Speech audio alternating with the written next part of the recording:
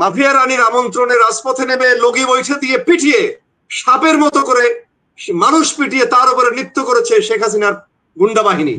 গণভবনে যদি জনতার ঢল ওভাবে না তেড়ে আসতো তাহলে কিন্তু মাফিয়া রানী পালাতে হতো না তাকে। মুজিব যখন শাসক হিসেবে আবির্ভূত হন তখন তিনিও কিন্তু আপনি একজন শোষক হিসেবে মানুষের উপরে নির্যাতন চালিয়েছেন।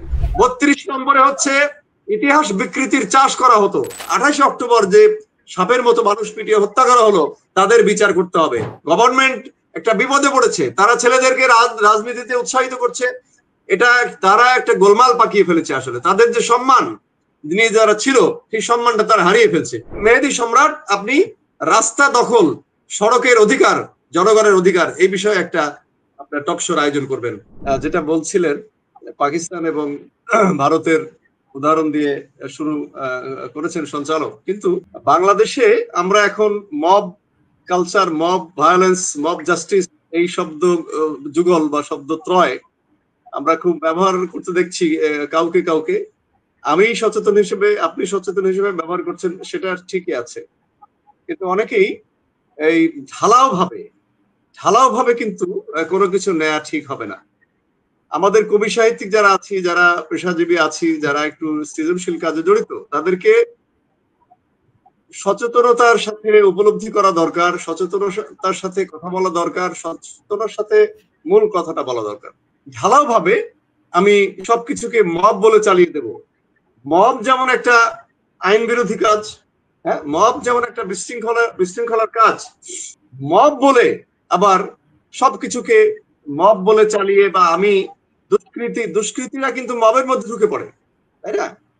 সেই তারা করে কি, আজকাল দেখবেন একটা দুষ্কৃতকারী আছে আমাদের সমাজে চারপাশে, তারা দুষ্কৃত কুকর্ম করে, বিভিন্ন ভাবে মানুষকে ছিনতাই করে, অজ্ঞান করে ফেলে, পকেট মারে, উল্টো যিনি শিকার হন তাকে আপনার মানে আক্রমণকারী হিসেবে চালিয়ে দেয় এবং তিনি মারা যান, তিনি নিহত হন। অর্থাৎ এই মব বলে আমরা সবকিছুকে মব বলে আমরা বিচার করা ঠিক হবে না। আপনি দেখুন বাংলাদেশে আপনি যেটা বলছেন সামাজিক ব্যর্থতার প্রতিফলন কিনা, এটা রাজনৈতিক ব্যর্থতার প্রতিফলন। দেখেন রাজনীতি বাংলাদেশের সমাজকে নিয়ন্ত্রণ করে, রাজনীতি সবকিছুর নিয়ন্তা। গত 17 বছর ধরে এই অপরাজনীতি, এই দুষ্কৃত রাজনীতি এবং এই আধিপত্যবাদী রাজনীতি, এই টেন্ডারবাজির রাজনীতি, এই দখলের রাজনীতি, এই হত্যা গুমের রাজনীতি, এই প্রতিহিংসার রাজনীতি মাফিয়া সর্দারনি শেখ হাসিনা চালু করেছিলেন এই দেশে। এবং তিনি 2006 সালে, বেশি দূরে গেলাম না, বেশি আগে গেলাম না, বা বেশি পরে আসলাম না, 2006 সালে 28 অক্টোবর পল্টনের মতো জায়গায় প্রকাশ্য দিবালোকে মানুষকে মেরে পিটিয়ে শেখ হাসিনার আমন্ত্রণের লগি বৈঠা হাতে নিয়ে বা রাজপথে নেমে, মাফিয়া রানীর আমন্ত্রণে রাজপথে নেমে লগি বৈঠে দিয়ে পিটিয়ে সাপের মতো করে মানুষ পিটিয়ে তার উপরে নৃত্য করেছে শেখ হাসিনার গুন্ডা বাহিনী। এটা হচ্ছে মব। একটা মহিলা তার বাচ্চাকে আনতে স্কুলে গিয়েছিল, ঢাকার একটা স্কুলে রামপুরায়, সেই মহিলাকে ছেলে ধরা বলে ওখানেই মেরে ফেলা হলো পিটিয়ে। এই হচ্ছে মব। এখন যেটা হচ্ছে সেটা আংশিক মব।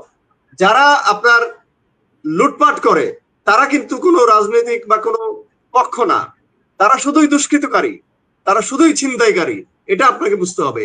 যারা ছিনতাই করছে, কেএফসির ভিতরে ঢুকে, বাটার ভিতরে ঢুকে ছিনতাই করছে, কিংবা 32 গিয়ে রড কেটে নিয়ে বিক্রি করছে, তাদেরকে বিচার করতে হবে, তাদেরকে ধরতে হবে। কিন্তু গত 17 বছর ধরে মানুষ যেভাবে নিষ্পেষিত হয়েছে, নির্যাতিত হয়েছে, নিপীড়িত হয়েছে, তার বিস্ফোরণ আপনার গণভবনে ঘটেছিল।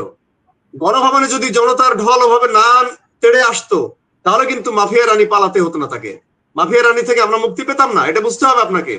ওই তেড়ে আসার ফলে গণভবন দখল নেওয়ার কারণে মাফিয়া রানী পালিয়েছে, তার নিজ দেশে পালিয়েছে, ইন্ডিয়ায়, ভারতে পালিয়েছে। সেই সুযোগে কিছু ছিনতাইকারী ওর মধ্যে ঢুকে তারা বদনা চুরি করছে। এই বদনা কিন্তু সে ব্যবহার করবে না। যেখানে দুইটা বিষয় আছে, এখানে ঢালাও বলা যাবে না। যে বদনা নিয়ে যাচ্ছে, ফুলের টব নিয়ে যাচ্ছে, বা আরো কিছু নিয়ে যাচ্ছে, যারা উদগ্রভাবে সেটাকে ক্যামেরার সামনে ধরেছে তাদের রুচিহীনতার পরিচয় এটা। কিন্তু যে ব্যক্তি বদনা নিয়ে যাচ্ছে, একটা জিনিস ফুলের টব নিয়ে যাচ্ছে, এটা কিন্তু কেনার সামর্থ্য তার আছে। সে বলছে এই যে পরিত্যক্ত, কলুষিত, ঘৃণিত এই যে ভবন, এই ভবনের একটা অংশ, স্মারক আমি বাঁধিয়ে রাখবো, আমি ধরে রাখবো ইতিহাস। এইভাবে মানে একটা মাফিয়া সর্দারনিকে আমরা তাড়িয়েছি, পালিয়েছি। সে এখানে আরাম আয়েশ করে ফ্রিজের মধ্যে গরম পোলাও, গরম বিরিয়ানি পাওয়া গিয়েছে, খেয়ে যেতে পারেনি, কিন্তু সেই মহিলা খেয়ে যেতে পারেনি, সেই ফ্যাসিস্ট মহিলা। এবং তার পুকুরে মাছের চাষ হতো সরকারি টাকায়, মাছের পরিচর্যা হতো সরকারি টাকায়, পরিচারিকা পরিচারক রাখা হতো সরকারি টাকায়, তার কোনো অভাব ছিল না। কিন্তু তিনি যে তেলের ড্রাম নিয়ে যে সাংবাদিক সম্মেলনগুলো করতেন, তেলের ড্রাম উনি যোগান দিতেন, তার আপনার চাটুকাররা গিয়ে, সাংবাদিকরা, গোলাম সানোয়ারের মতো মরহুম সাংবাদিকরা, চাটুকার সাংবাদিকরা গিয়ে সেখানে তিনি ওইগুলা বলতেন যে বেগুন গিয়ে আপনার বার্গার, কিসের বার্গার, বেগুনের বার্গার এভাবে তৈরি করি, আমি তো এভাবে করি, মরিচ আপনার কাঁচা মরিচ শুকনো করে আমি ফ্রিজে রেখে দিই, শুকিয়ে রেখে দিই, এগুলা থেকে বলতো। তার বাড়িতে গিয়ে কি পাওয়া গিয়েছে এটাও কিন্তু আপনার গবেষণা করতে হবে। তার বাড়িতে গিয়ে কি কোন রকম কৃচ্ছতা আপনি পেয়েছেন? কোন রকম কৃচ্ছতা, কোন রকম মানুষের প্রতি, মানুষ, সাধারণ মানুষ যা খায় তাই কি পেয়েছেন? সব বিলাসপন্ন, ফ্রিজে ভর্তি গরম ধোয়া ওঠা, মানে ফ্রিজের বাইরে ছিল গরম ধোয়া ওঠা পোলাও, কোরমা, ফ্রিজের মধ্যে অনেক দামি খাবার, অনেক ফ্রিজ, অনেক ফ্রিজ। এবং পুকুরে চাষ হচ্ছে বিশাল জায়গা, ওই জায়গা জাদুঘর ঘোষণা করা হয়েছে এই সরকার, ইউনিট সরকার কিন্তু এখনো বাস্তবায়ন করতে পারেনি। এই শৈথল্য দেখাচ্ছে, অনেক ক্ষেত্রে অনেক ভুল ত্রুটি আছে তাদের, অবিলম্বে এটাকে জাদুঘর তৈরি করা উচিত। কিন্তু মব ভায়োলেন্সে যে 32 নম্বর ভাঙা হয়েছে, 32 নম্বরে হচ্ছে ইতিহাস বিকৃতির চাষ করা হতো সেখানে। এবং সেই বাড়িটার মধ্যে ভালো কোনো রাজনীতির চর্চা হয়নি। মুক্তিযুদ্ধের সময় কিছুটা হয়েছিল, পরবর্তীকালে মুজিব যখন শাসক হিসেবে আবির্ভূত হন, তখন তিনিও কিন্তু আপনার একজন শোষক হিসেবে মানুষের উপরে নির্যাতন চালিয়েছেন, শেখ মুজিবুর রহমান। তো সেই বাড়ির মধ্যে, সেই বাড়ি বিক্ষুব্ধ জনতা ভেঙে দিয়েছে, সেই ইতিহাসের আপনার পতন ঘটেছে। কিন্তু এভাবে একটা বাড়ি যদি আমরা ভাঙে উৎসাহিত করি, তাহলে আরো অনেক বাড়ি ভাঙতে পারে এই ধরনের, তাই না? কিন্তু সেটা সরকারের উচিত এই ধরনের যারা কলঙ্কিত যেসব ভবন আছে, সেই সব ভবনকে রাষ্ট্রীয়করণ করে এটাকে জাদুঘর কিংবা ভালো কোনো কাজে, জাদুঘর না হোক, ভালো কোনো কাজে এটা ব্যবহার করতে পারে। এই মব ভায়োলেন্স, এটা মব ভায়োলেন্সের প্রতিরোধ করা খুবই জরুরি, এবং এটা ফৌজদারি অপরাধ হিসেবে যারা এটা করবে দলমত নির্বিশেষে তাদেরকে ধরে শাস্তির আওতায় আনতে হবে। কিন্তু 5ই আগস্ট যেটা ঘটেছে সেটা কিন্তু কোনো মব ভায়োলেন্স ছিল না, এটা আপনাকে স্বীকার করে নিতে হবে, কিছু স্বীকার করতে হবে। যদি বলা না হতো যে 5 তারিখে লং মার্চ, এটা পিছানো ছিল 6 তারিখে, তখন ছেলেরা সিদ্ধান্ত নিল নো, আজকেই লং মার্চ টু ঢাকা। তখন লং মার্চ টু ঢাকা এসে গণভবনে ঢুকে পড়ে কিন্তু ওই মাফিয়া সর্দারনিকে তাড়ানো হয়েছে বা সে পালাতে বাধ্য হয়েছে। এটা কিন্তু মব ভায়োলেন্স না। অতএব যেটা মব ভায়োলেন্স, সেই মেয়েটার বিচার, সেই মেয়েটাকে যে স্কুলের মধ্যে পিটিয়ে হত্যা করা হলো, কিংবা 28 অক্টোবর যে সাপের মতো মানুষ পিটিয়ে হত্যা করা হলো, তাদের বিচার করতে হবে। এবং এখনো যারা কেএফসি বাটায় ঢুকে আপনার লুটপাট করছে, তারা কিন্তু আমি আপনি কেউ না, তারা ছিনতাইকারী, তারা লুটপাটকারী, তাদের বিচার দ্রুততার সাথে করা উচিত। কারণ সবকিছুর সাথে, তাহলে মানুষ, অনেকে আছে দেখবেন মানে আওয়ামী লীগের আপনার গুপ্ত যারা এখনো দোসর, তারা বলে বেড়াচ্ছে আমরা কিন্তু গণভবনেও বদনা ছিনতাই করতে দেখেছি, তখন কিন্তু কেউ কথা বলেনি। মানে কি, এটা দিয়ে তারা ঢুকতে চাচ্ছে। এই কেএফসি বাটার এই লুটপাট তো আমাদের জন্য কোনো লাভজনক বিষয় না। এটাকে কঠোর হাতে এই দমন করতে হবে এই ছিনতাইকারীদের, লুটপাটকারীদেরকে, হ্যাঁ, যাতে কোনো মহিমান্বিত কোনো আপনার অভ্যুত্থান যাতে কলুষিত না হয়। এই বিষয়টা চিন্তা করেও আসলে গভর্নমেন্ট চিন্তা করতে পারছে না ঠিক মতন। গভর্নমেন্ট একটা বিপদে পড়েছে, তারা ছেলেদেরকে রাজনীতিতে উৎসাহিত করছে, এটা তারা একটা গোলমাল পাকিয়ে ফেলেছে। আসলে তাদের যে সম্মান নিয়ে যারা ছিল, সেই সম্মানটা তারা হারিয়ে ফেলছে। এই ব্যাপারটার কারণে সরকার এই মব ভায়োলেন্সের বিরুদ্ধে অ্যাকশন নিতে পারছে না। এটা আমি বাস্তব দায়িত্ব নিয়ে বলছি যে সরকারের উচিত। আরো বিবৃতি দিচ্ছেন প্রধান উপদেষ্টা, কিন্তু কার্যকর কিছুই করছেন না। এই বিষয়গুলোকে জোরের ভিত্তিতে ফৌজদারি অপরাধ হিসেবে গণ্য করে, আইনজীবী আছে এখানে, ফৌজদারি অপরাধ হিসেবে গণ্য করে এটাকে খুব কঠোর হাতে এটাকে দমন করা উচিত, এবং কয়েকটাকে শাস্তি দেওয়া উচিত।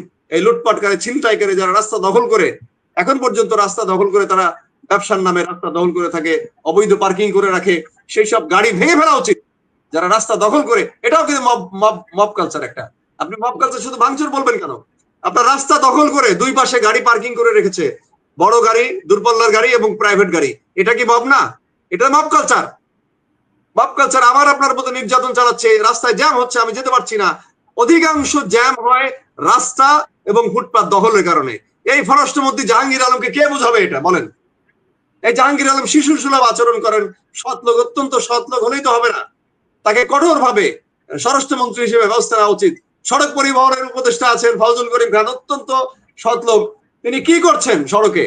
এই যে মব কালচার, রাস্তা দখল করা, আমার আপনার যাতায়াতের দখল করা, আমার বাচ্চার, আমার প্রজন্মের যে রাস্তা দিয়ে হেঁটে স্কুলে যাবে সেই ফুটপাত সম্পূর্ণরূপে বেদখল জবরদখল হয়ে আছে, এবং রাস্তা যেটা মূল রাস্তা সেটা দখল করে আছে গাড়িওয়ালারা, বড় লোকেরা, বাস, ট্রাক, আপনার কি বলে কাভার ব্র্যান্ড, এগুলো দিয়ে সেই রাস্তা দখল করেছে। আমি হাঁটতে পারছি না, তেজগাঁয়ে আমি থাকি, আপনারাও নারায়ণগঞ্জে থাকেন।